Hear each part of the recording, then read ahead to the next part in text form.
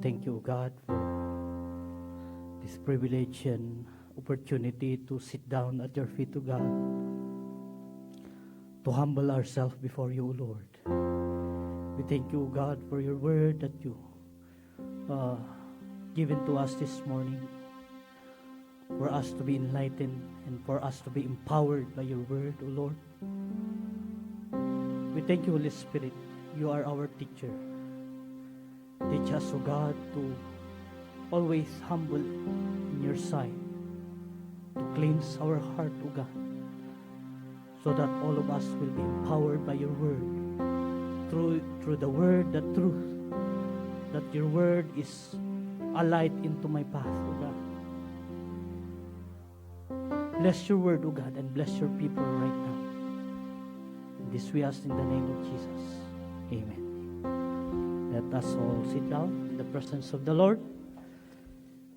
Hallelujah! Kahit may nararamdaman tayo, praise the Lord! Amen.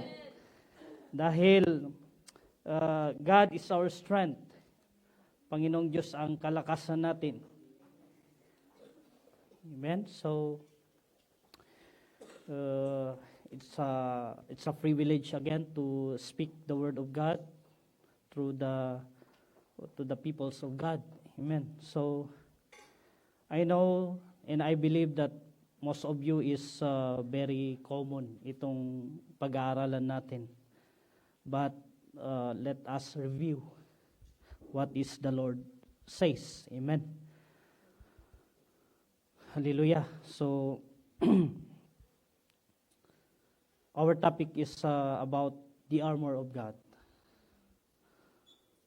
Why we need the armor of God? Because that is important as a believers. Without the armor of God, we cannot defeat the enemy. And without the armor of God, we cannot stand firm until Jesus coming. And we cannot sustain even our life, our everything, without the word of God himself, which is we found in Matthew 4, chapter 4, verse 4, that man shall not live by bread alone, but on every words that comes from the mouth of God. Amen. So, the word himself, the word of God is given us not only to encourage for every situation that we have. Even the word of God himself, siya po ang nagbibigay ng lakas natin para magpatuloy tayo. Amen. Na wala pong mag-give up. Sabihin mo sa katabi mo, huwag kang mag-give up. Hallelujah. Don't give up because God, ang Panginoong Diyos mismo hindi nag-give up sa atin.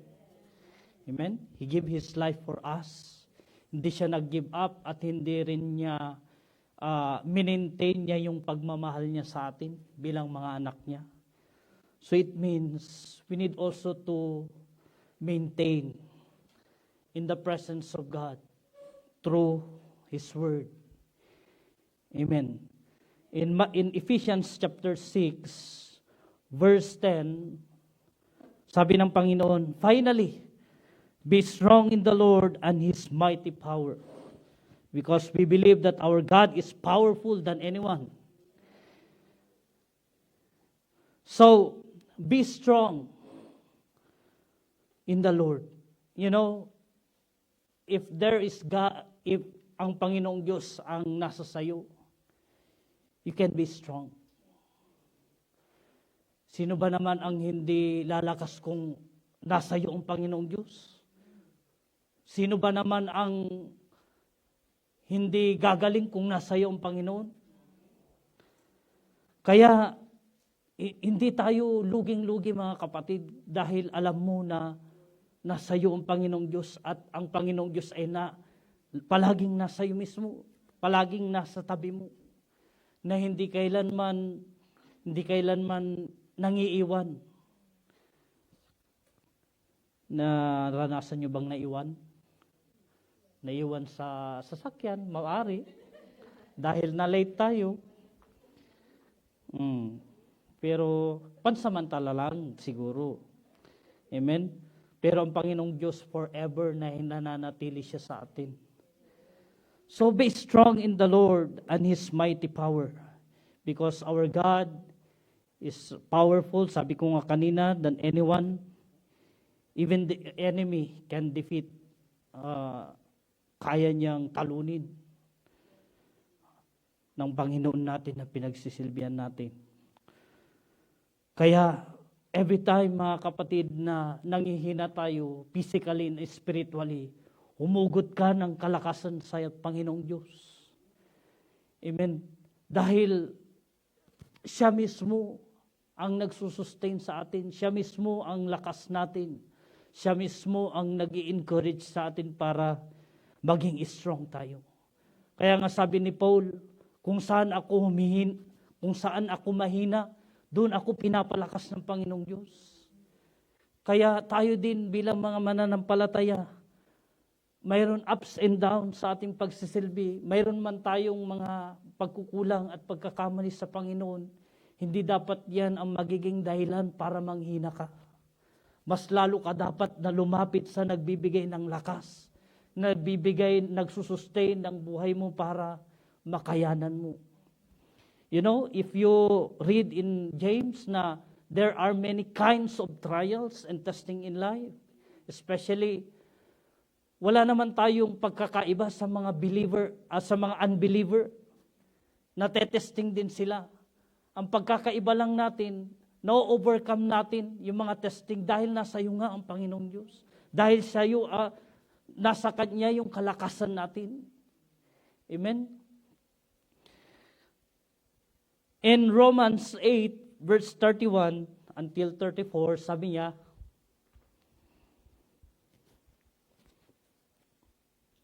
Hallelujah.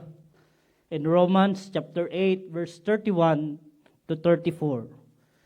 And sabi niya sa verse 31, What then shall we say in response to these things?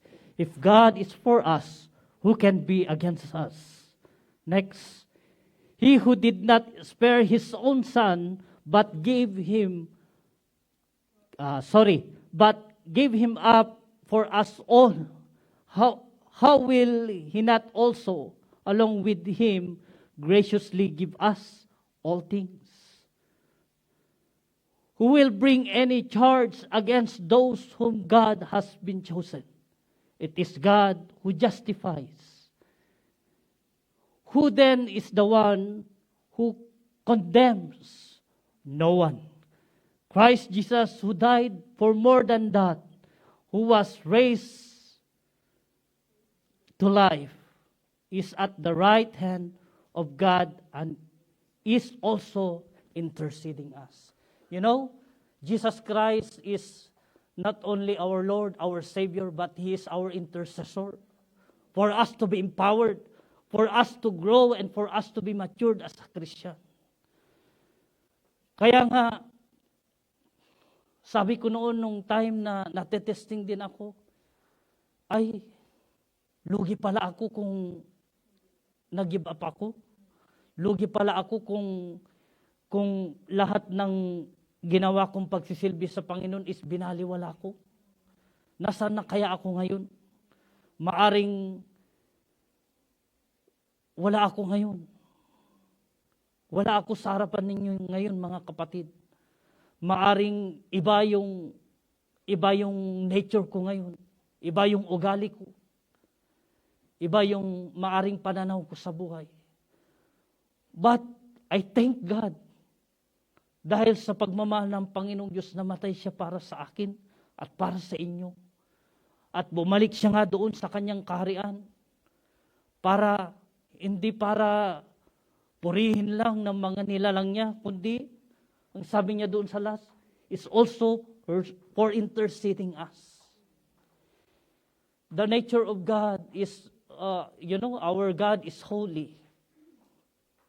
Our God is righteous, and our God is lahat ng mabubuting nature ng Panginoong Diyos is nasa Kanya. Hindi mo siya maikukumpara na kahit na mayroon kang nakikita magagandang bagay dito sa mundo. Sino pa nga ba ang gumawa niyan? Kundi ang Panginoon pa rin. Amen? Kaya, doon sa tanong na yun, what then shall we say in response for these things? Ano ang magiging response ninyo? Na naging mabuti ang Panginoong Diyos sa atin. Na kailanman hindi Kanya kinalumutan. Hindi Kanya iniwan o pinabayaan sa lahat ng area ng buhay mo. Kaya masasabi natin na masarap mabuhay kung alam mo na kilala mo ang Panginoong Diyos sa buhay mo. At nasa iyo ang Panginoon. Kaya, never give up mga kapatid. Many times, talagang dumarating ang testing. Alam nyo, yung testing na nangyayari sa atin, sa buhay natin, tuldok lang po yan. Mayroon pang susunod. Mayroon pang darating.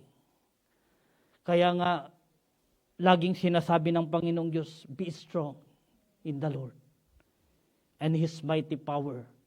Dahil walang makakatalo sa Panginoong Diyos na pinagsisilbihan natin. Amen po ba? So in verse 11, put on the full armor of God so that you can take your stance against the devil's schemes. Full armor of God. Ito yung kailangan natin mga kapatid. Hindi yung kagalingan natin, hindi yung katalinuhan natin, hindi yung gaano tayo madiskarte sa buhay. Mayroon tayong kayang gawin physically, kaya nating mag-isip, maaari sigurong mas malalim, pero according to the Word of God Himself in the book of I think Isaiah 55 verse 9. Tingnan na po natin doon.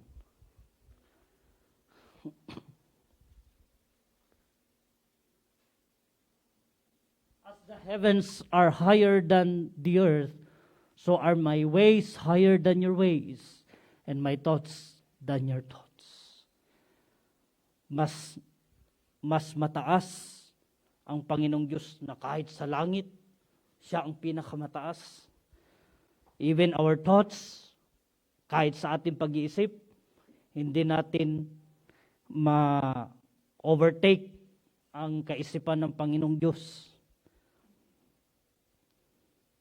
Kaya, put on the full armor of God. Hindi po half, hindi 1/4, hindi 1/8. Kasi kung sinabi mong 1/2, ito lang ang mapoprotektahan. Maaring dito sa baba or sa taas. Pero pagdating ng kaaway, maaring matalo ka.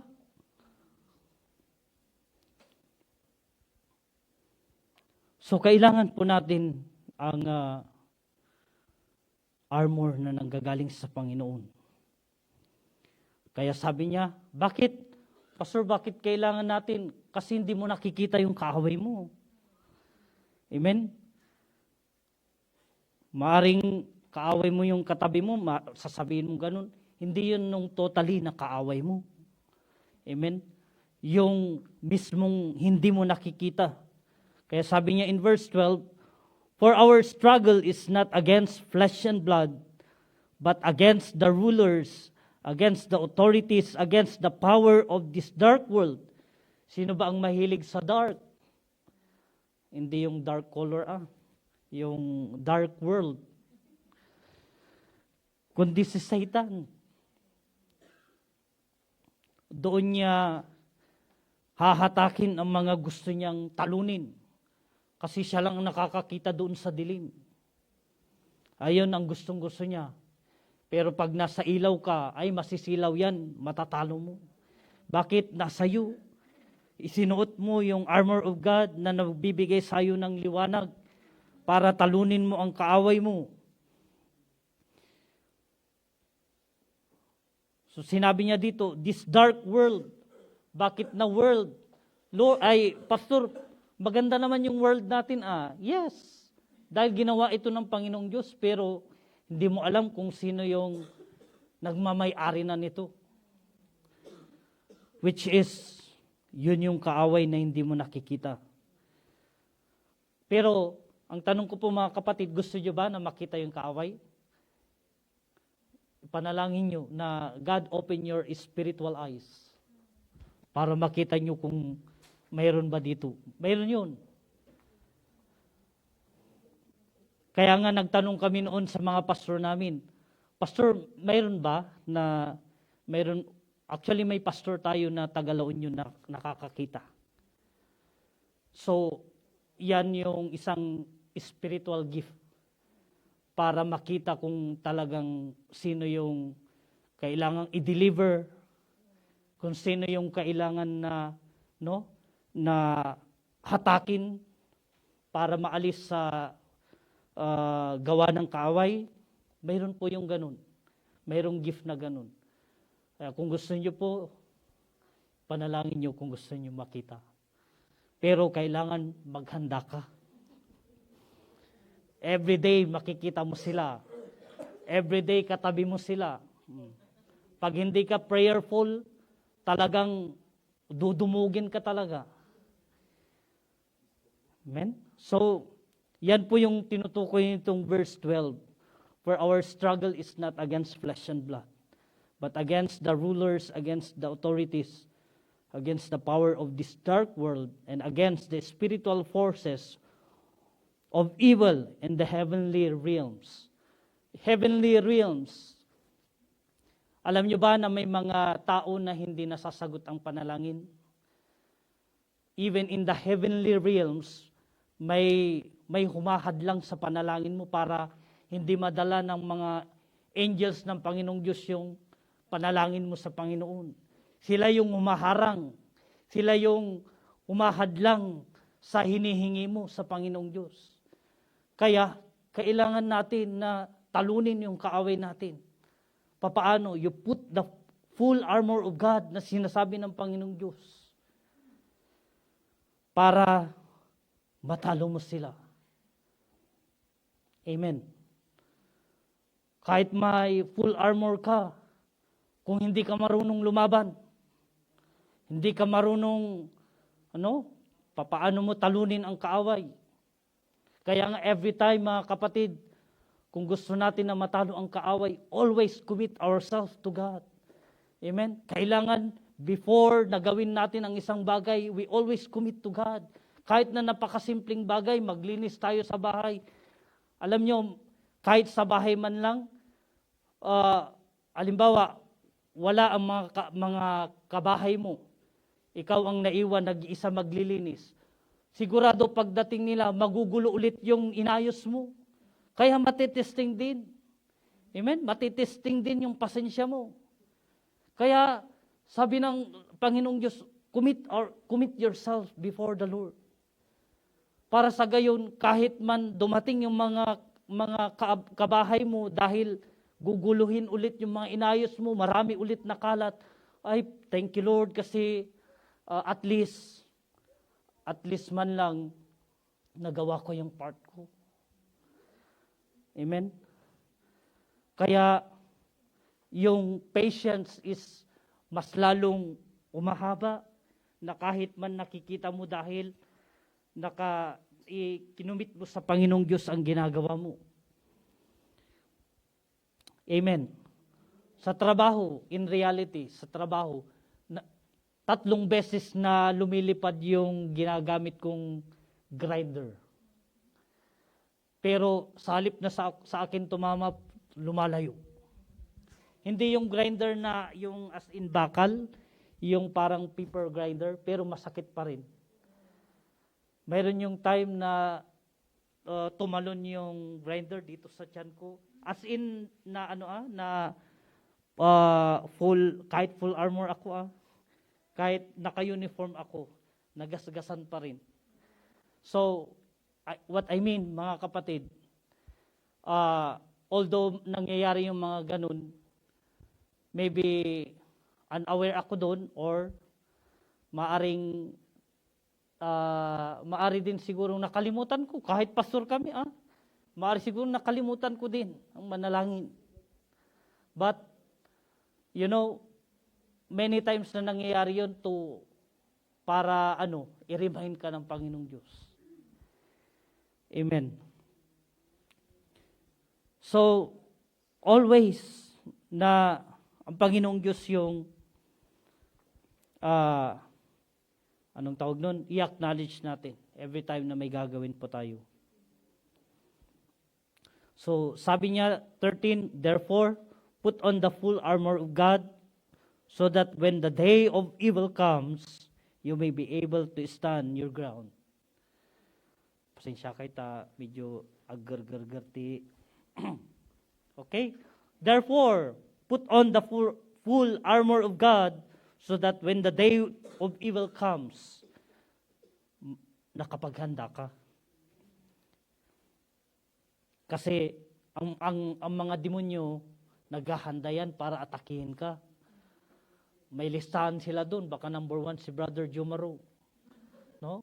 Ito yung unang target natin. Sa Monday, ito yung target natin na tao. Tuesday, ganito. Second day, ganyan. So, wala pong pinipili. Either pastor ka, or mayroong position sa church, or any position in this church. Mayroong aatake sa'yo. Kaya, be ready. Sabihin mo sa katabi mo. Be ready for the battle. Kaya nga, therefore, put on the full armor of God, so that when the day of evil comes, you may be able to stand your ground. And after you have done everything, to stand. In verse 14, stand firm, then with the belt of truth. Ano pong ibig sabihin nitong belt of truth? Kung nasa sayo, kung ang salita ng Panginoong Diyos, yung totoo na salita ng Panginoong Diyos ay nasa sayo, kailangan yan parati. Hindi dapat nawawala, hindi dapat nakokompromise yung totoo na salita ng Panginoon. Many our churches right now is hindi nila tinuturo ang salvation. Hindi nila tinuturo about Jesus. They are not also acknowledge Jesus as our Lord and Savior. So papaano mo may papatotoo na totoo siya? Papaano na totoo si Jesus sa'yo? Papaano nagiging totoo ang salita ng Panginoong Diyos sa'yo? May mga ganun na tanong. May nagtanong noon, sabi nila, Pastor, ang Bible ba talagang ginawa ng Panginoon? So, napakasimpleng sagot. Sabi nila, kung ikaw mismo na nagbabasa ng salita ng Panginoon o yung Biblia is habang binabasa mo, may nababago sa iyo, may natatransform sa buhay mo, ibig sabihin, totoo. Amen. Pero kung against sa salita ng Panginoong Diyos ang binabasa mo, maaring lumalayo ka na sa way ng Panginoon. Kaya, kailangan na maging wise, mga kapatid, to read the Word of God, read our Bible every day and night, meditate on it day and night, Joshua 1:8. Amen? Dahil yan po ang isang bagay na patutuon natin. Hindi naman tayo makakapagpatutuo dito sa harapan kung hindi nangyari sa'yo. Amen? Hindi tayo nakakapag-testify kung hindi mo na-experience ang goodness ng Panginoong Diyos. Kaya, stand firm, then with the belt of truth. In 1 Corinthians 15 verse 58, sabi niya dito, 1 Corinthians 15 verse 58.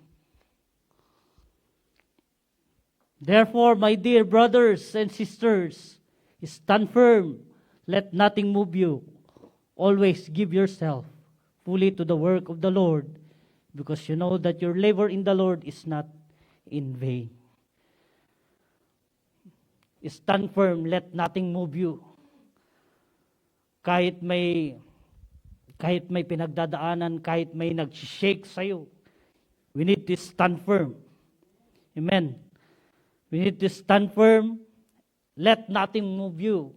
Huwag mong hayaan na dahil sa mga pinagdadaanan natin, nasi-shake ka, namumove, nawawala na yung truth, nawawala na yung pag-asa mo. Amen? Kaya sabi ng Panginoong Diyos, para hindi ka maboring, para mananatili pa rin na naka-inline ka sa kagustuhan ng Panginoong Diyos, is give yourself, always, sabi ng Panginoong Diyos, always give yourself fully to the work of the Lord. Because your labor in the Lord is not in vain. Hindi po sayang yan. Amen? Naka-record po yan sa, maring may recording book ang Panginoong Diyos. O mayroon siyang, mayroon pong libro na pinagsusulatan ng Panginoong Diyos. That is the book of deeds, o book of works. Kaya hindi po natin ma-cheat ang Panginoong Diyos. Amen?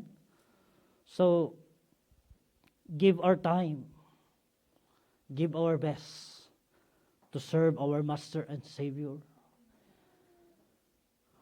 Jesus is knocking at the door. You know, alam niyo po yung nangyayari sa Israel, sa Iran against Israel. You know, Israel is the time clock of God. Time clock ng Panginoong Diyos. Once na na-conquer ang Israel, once na mangyari yung sinasabi ng Panginoong Diyos in the book of Matthew 24 and 25, doon po na dapat nakaprepare ka na, nakahanda ka na. Darating na ang Panginoon. Kaya manatili po tayong tumayo sa ating pananampalataya sa Panginoon. So sabi niya dito, stand firm then with the belt of truth buckled around your waist, with the belt, with the breastplate of righteousness. Righteousness is accredited as obedience. Kailangan obedience ka. Obedience tayo sa Panginoon. Kailangan magiging righteous ka kung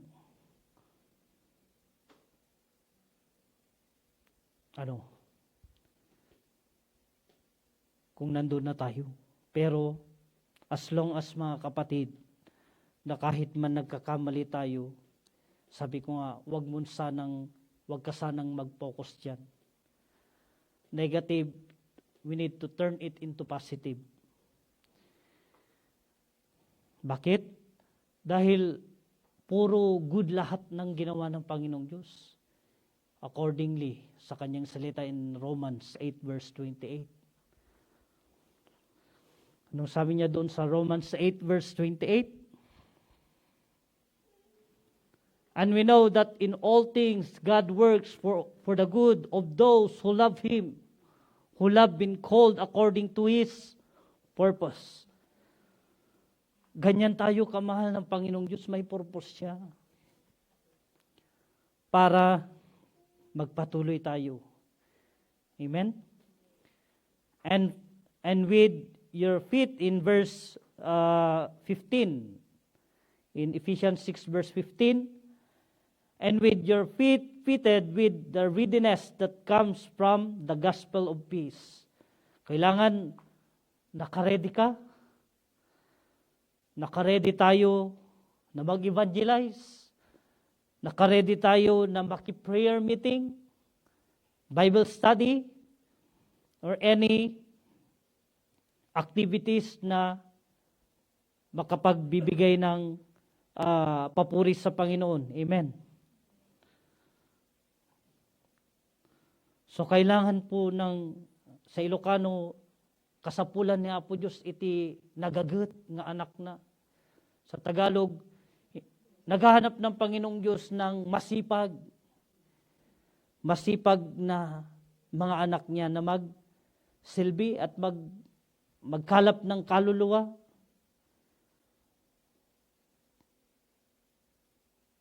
And number one, na asikasuhin natin ang mismong pamilya natin. Sila yung nangangailangan. Kadalasan na nineglect ang family natin. Kadalasan nakakalimutan natin ang family natin. We are very close to the other people, but how about in our family? Kaya nga minsan, nare-rebuke ako kay pastora. Sabi niya, tinawagan mo na si tatay, tinawagan mo na si nanay, nakumusta mo na sila.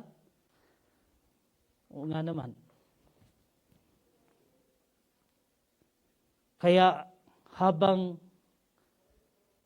buhay pa ang mga parents natin, mga kapatid, bigyan natin sila ng halaga.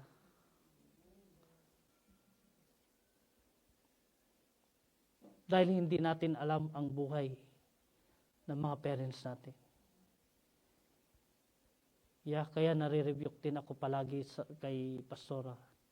Dahil my dad is already 78 or 79.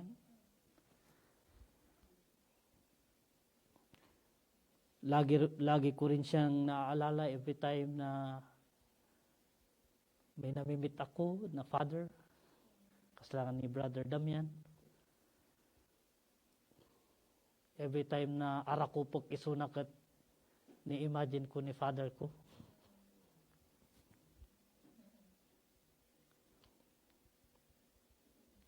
That's why we always include our family, especially our parents. Because that is the very word of God na habang nabubuhay sila, ipakita natin yung support natin. Actually, ang tatay ko medyo sensitive. Konti lang na marinig niyang kung makokorek siya ng konti, magtatampo. Mayroon mga stages po na ganun. Kaya palagi kong sinasabi sa family ko, bayaan nyo. Anong san tayo? Ang gana si bibiyag pailang isuna. Ipakita tayo ipakita natin yung pagmamahal natin habang buhay pa siya. Habang nakikita natin ang ginagawa niya. We need to appreciate it. Kahit na maliit na bagay, we always appreciate ang ginagawa ng parents natin. Amen? Kaya kabilang po ang family natin na kailangan pong ma-reach out, kailangan ng purong pagmamahal na nanggagaling sa Panginoon. Kasi hindi po natin maipakita ang puro na pagmamahal kung hindi po galing sa Panginoon yung pagmamahal. Amen? Kaya kailangan puro yan. Wala pong halo. In verse 16, sabi niya, in addition to all this, take up the shield of faith with which you can distinguish all the flaming arrows of the evil one. Faith, pananampalataya na ipakita mo na you are the chosen one na pinili ng Panginoong Diyos. You remember our team, I think last year, na You did not choose me, but I chose you and appointed you to bear fruit, fruit that will last. Kaya in my prayers, every time na naisip ko ang family ko, sabi ko sa Panginoon, Lord,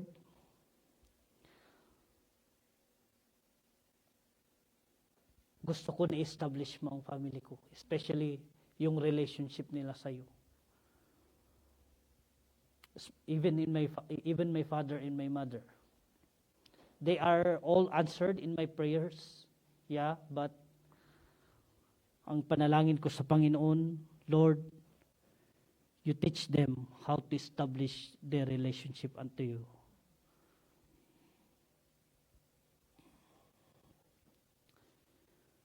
Kaya, about our faith, we need also the action.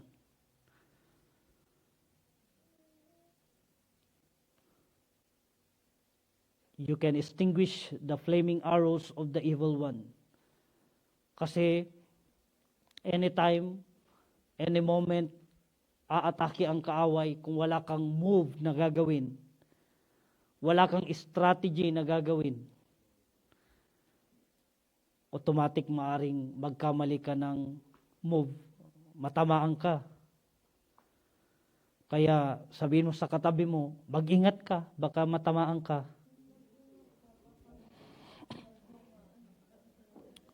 Mets? Para hindi tayo matamaan, sabi niya dito sa verse 17, take the helmet of salvation and the sword of the Spirit, which is the word of God.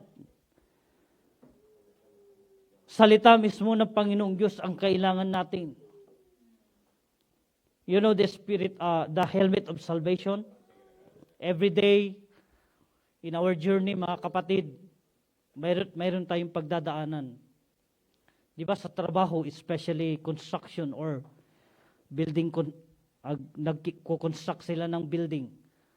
Pag wala kang helmet, pag may nahulog na kahit na isang timbang puno ng pintura, kung tumama sa'yo, automatic. Maaring mamatay ka or 50-50. Pero alam nyo minsan, sa sobrang galing ng tao, sobrang talino ng tao, minsan nagre-rely tayo sa sarili nating galing, marami tayong iniimpok sa ulo natin. No? Marami akong strategy, marami akong naisip na tama. Tignan nyo. Kasi baka yung helmet of salvation, dahil sa punong-puno ng katalinuhan ng tao, is baka hindi magkasya yung helmet of salvation sa'yo. Sa sobrang galing natin, lumalaki na yung ulo natin, hindi natin namalayong yung helmet, hindi nakasya sa ulo mo. Kaya, simple naman, kung hindi kasya yung helmet, susuot mo pa ba? Di ba? Hindi na, tatanggalin mo. Automatic, doon, gagalaw ang kaaway at tatamaan niyang ulo mo. Dahil walang protection. So, we need to be careful. In verse 18, and pray in the Spirit on all occasions. Kaya sa prayer, mga kapatid, hindi po limited ang prayer. Unlimited ang prayer. And pray in the Spirit on all occasions. Marami namang occasions. Birthday, wedding, ano pa? Reunion. Maraming occasions, especially mga Pilipino. Kahit na simpleng occasion, di ba, nagse-celebrate tayo. Why? Kailangan natin na mag-pray. Every time na nag-gather tayo, always include ang Panginoong Diyos. Kahit nasa trabaho tayo, or lunchtime sa trabaho, Kahit na ikaw ang Pilipino nag-iisa doon. No? Diyan natin ipakita na tayo ay kakaiba at tayo ay anak ng Panginoong Diyos. Tayo ay pinili ng Panginoong Diyos to set an example as to become a model sa mga hindi pa nakakakilala sa Panginoon. Di ba? Alam niyo, pagkakaiba ka, you are special in the eyes of the other people.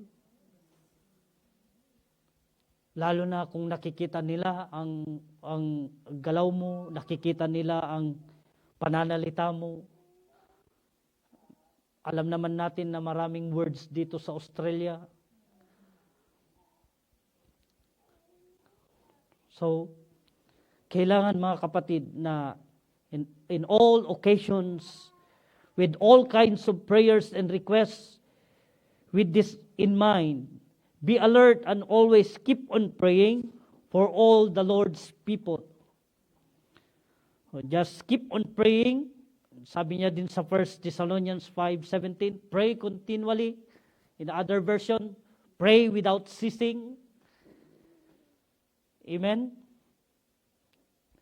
Dahil bilang mga anak ng Panginoong Diyos, lifestyle na po natin yun. Kaugalian na po natin yung manalangin. Hindi po optional sa atin bilang mananampalataya. Kaya nga, with this in mind, be alert and always keep on praying. Kasi minsan maraming gusto, iniisip ng isip mo, yun ang gusto ng laman ng puso mo, nawawalan na yung commitment mo sa prayer. Kaya, yari ka, sabi nung kaaway. Yari ka ngayon sa akin. Kaya wag po nating bigyan ng pagkakataon na manira ang kaaway sa buhay natin. In verse 19, pray also for me, that whenever I speak words may be given me, so that I will fearlessly make known the mystery of the gospel. Sabi ni Paul, ure siya, kahit ako na nagpipreach ng salita ng Panginoong Diyos, I need your prayers. I need your backups as a prayer warriors, prayer intercessors. Kasapulak mo't, kailangan ko kayo na manalangin para sa akin para hindi ma-compromise ang truth, ang salita ng Panginoong Diyos. Para lahat tayo is mag-benefit sa katotohanan na ang Panginoong Hesus, ang Panginoong Diyos, na pinagsisilbihan natin ang tanging daan, buhay at katotohanan. In John 14:6, sabi niya, I am the way, the truth, and the life. No one comes to the Father except through me. Amen. Huwag sana tayong pumayag na mai-compromise lang yung pagkakilala natin sa Panginoon. Pagkaalam mo sa totoo na si Jesus lang, hindi ang pre-believers ang daan sa langit, kundi ang Panginoong Hesus lang, mga kapatid. Hindi ang pastor, hindi ang bishop. No one else. It's only our Lord Jesus Christ. Kaya sabi niya, pray also for me, that whenever I speak words may be given me, so that I will fearlessly make known the mystery of the gospel. Para din sa mga, hindi lang para kay Paul, kundi para din sa mga makakarinig. Para malaman nila yung misteryoso na yung salita ng Panginoong Diyos. At maunawaan nila na ang salita mismo ng Panginoong Diyos ang magbibigay ng hope and salvation sa lahat ng makakarinig. Amen? Kaya even sa mga boys, men, ma-challenge tayo. Doon sa Pilipinas, doon sa Baguio, pag nag-gather ang prayer and fasting, 1, 2, 3, minsan 1 week ang prayer and fasting, 3 days prayer and fasting. Ang karamihan na dumadalo, mga mothers, mga lola, ladies, maraming bilang ng mga babae. Kaya nga, sabi nung isang prayer coordinator natin sa Baguio, I think she is now 84 or 83.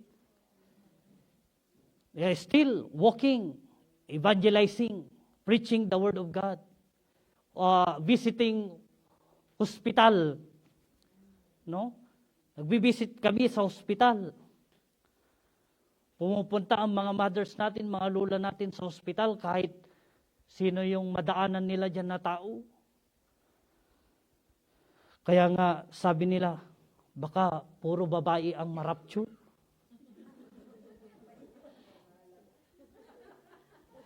Kaya ma-challenge tayo mga lalaki.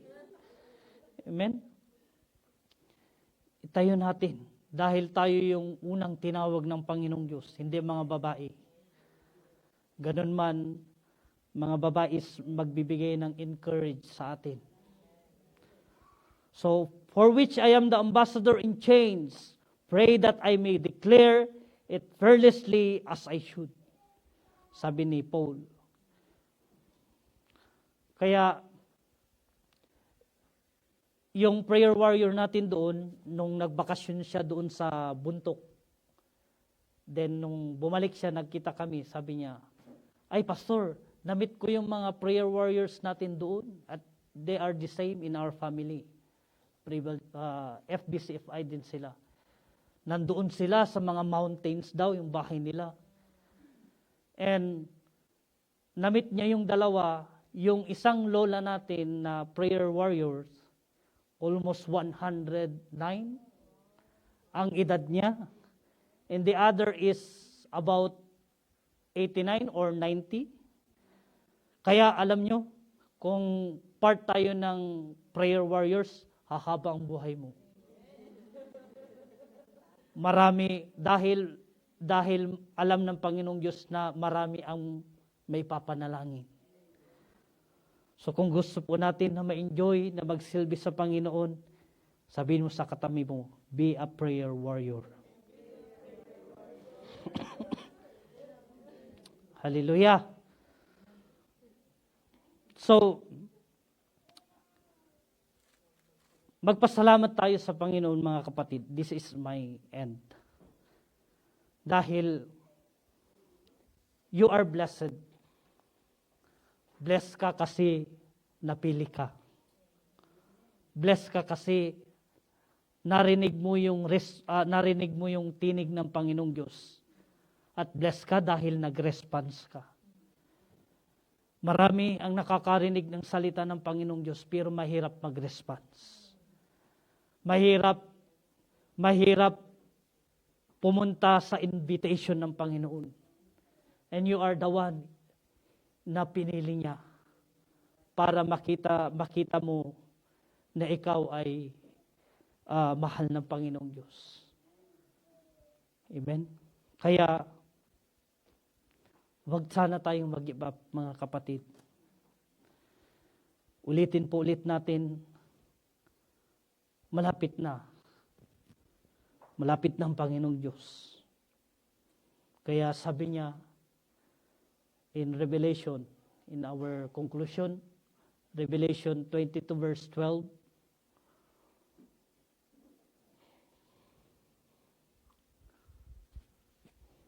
okay, basahin po natin lahat. 1, 2, 3, go. My reward is with me, and I will give to each person. So, there is a reward, mga kapatid. May reward na prepare ang Panginoong Diyos para sa bawat isa na nananampalataya kay Kristo. Kaya't wag po sana nating sayangin ang pagkakataon na magsilbi sa Kanya. Amen? So, dyan po, ang mensahe ng Panginoong Diyos para sa ating lahat. To God be all the glory. Shall we all pray? Father, we thank you, God, for such a wonderful word that you given to us, O God. Maraming salamat, Panginoon, dahil pinapakita mo na isa kami at ibinilang mo, Panginoong Diyos, ng mga anak mo. Alam namin, Panginoong Diyos, na sa aming mga sarili, mayroon kaming mga pagkakamali at pagkukulang.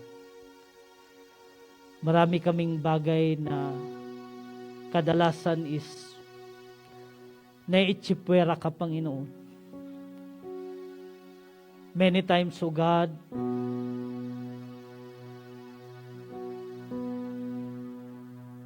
many times na nare-reject ka, Panginoong Diyos. Many times na hindi ka namin pinapansin. Maraming times, O God, na wala kaming oras para sa iyo. But you know, O Lord, maraming salamat dahil hindi ka nag-give up, O God. Na mahalin kami. Hindi ka nag-give up na paalalahanan kami. Hindi ka kailanman nagsawa na baguhin kami sa iyong layunin at sa iyong kagustuhan, Panginoon. Kaya sa pagkakataong ito, Panginoon, dalangin namin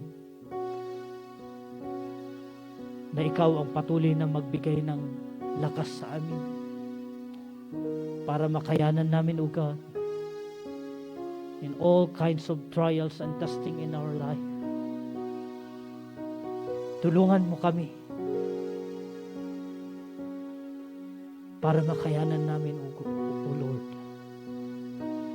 At patuloy, O God, na ikaw ang siyang mangusap sa amin in our dreams, in our situation, in our troubles, O God. Speak to us, O Lord, and teach us in all your ways, O God. Cleanse us in all our iniquities, in iniquities, O Lord. And always teach us to rely on you. Rely on your word. Rely on your promises. Rely, O God, for the plans that you given to us, O Lord. And continue to manifest your word in our lives, O God. Bless your people, O Lord. Bless your word as we listen this morning, God. We praise you and we glorify you. This we ask in Jesus' name. Amen.